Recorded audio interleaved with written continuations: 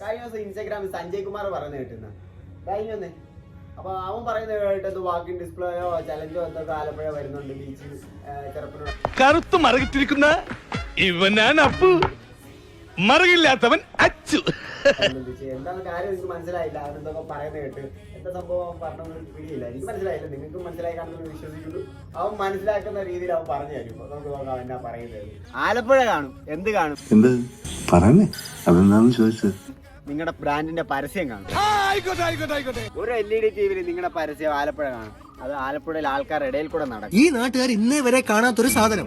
ഇപ്പൊ ഡിസ്പ്ലേ വരുന്ന ഇത്രേ ഉള്ളൂ. ലൈക്ക് ബാഗ് കണക്കാണ് വരുന്നത്. ആ ബാഗിലാണ് നമ്മൾ ഈ ഡിസ്പ്ലേ വെച്ചിരിക്കുന്നത്. അപ്പൊ ആ ഡിസ്പ്ലേ ആയിരിക്കും നമ്മൾ തോളത്തിട്ടുണ്ട്. കണ്ടിട്ടില്ലേ? സ്കൂൾ പിള്ളേർ ബാഗ് ഇട്ടോണ്ട് പോകുന്നത് അതെനിക്കൊരു ബാഗാണ്. അതിൽ ഡിസ്പ്ലേ വരുന്നത്. ഇത്രേ ഉള്ളൂ കാര്യം.